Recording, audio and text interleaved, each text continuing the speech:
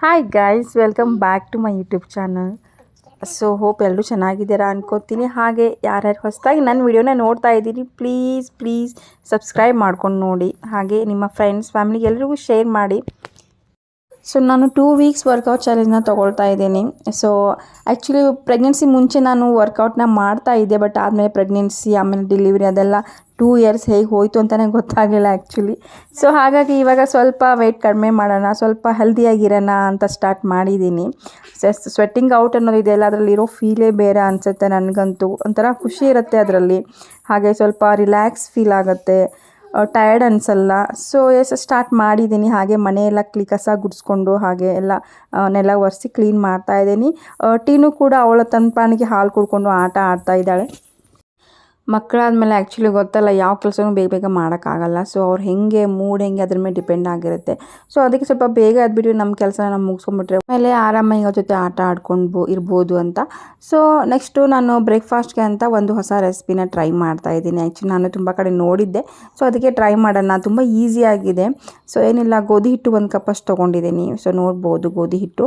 So ಅದಕ್ಕೆ ಸ್ವಲ್ಪ ಸಾಲ್ಟ್ನ add ಮಾಡಿ ನೀರನ್ನ ಮಿಕ್ಸ್ ಮಾಡ್ತಾ ಇದ್ದೀನಿ. ಹಾಗೆ ಜಾಸ್ತಿ ನೀರು ಬೇಡ ಇದಕ್ಕೆ, ಲೈಕ್ ದೋಸೆ ಟೈಪ್ ಆಗುತ್ತೆ, ಬಟ್ ದೋಸೆ ಹಿಟ್ಟು ತೆಳುನೂ ಬೇಡ, ಸ್ವಲ್ಪ ಗಟ್ಟಿಯಾಗೆ ಪೇಸ್ಟ್ ಟೈಪ್ ಇದ್ದರೆ ಓಕೆ. ಸೊ ಅದನ್ನೇ ಮಿಕ್ಸ್ ಮಾಡಿಕೊಂಡು ಯಾವುದೇ ಲಮ್ಸ್ ಆಗದೆ ಇರೋ ಥರ, ಗಂಟು ಅದೆಲ್ಲ ಆಗದೆ ಇರೋ ಥರ ಚೆನ್ನಾಗಿ ಮಿಕ್ಸ್ ಮಾಡಿಕೊಂಡ್ರೆ ಈ ಥರ ಪೇಸ್ಟ್ ಆಗುತ್ತೆ, ನೋಡ್ಬೋದು.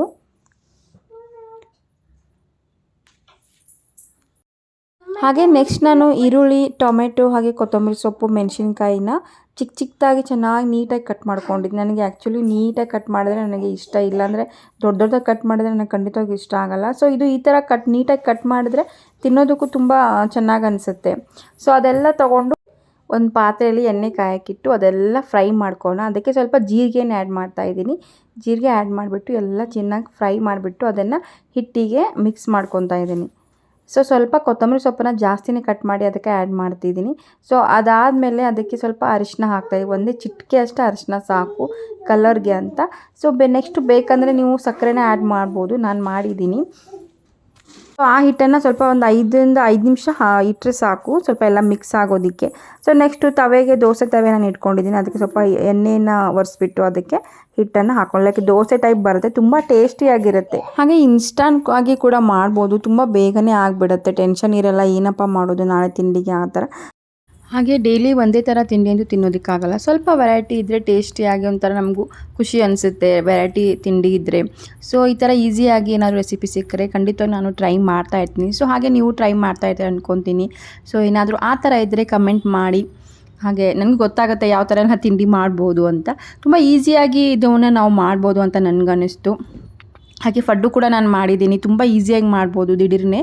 ಸೊ ಅದನ್ನು ಕೂಡ ರೆಸಿಪಿ ಟ್ರೈ ಮಾಡಿ ನಾನು ನಿಮಗೆ ವಿಡಿಯೋ ಮಾಡಿ ತೋರಿಸ್ತೀನಿ. ಹಾಗೆ ಇದನ್ನು ನೀವು ಮೊಸರು ಇಲ್ಲಾಂದರೆ ಸಾಸ್ ಜೊತೆ ಹಚ್ಕೊಂಡು ತಿನ್ಬೋದು, ತುಂಬ ಟೇಸ್ಟಿಯಾಗಿರುತ್ತೆ. ಜಸ್ಟ್ ಟ್ರೈ ಮಾಡಿ, ಹಾಗೆ ಕಮೆಂಟ್ ಮಾಡಿ. Thank you for watching. Take care, bye.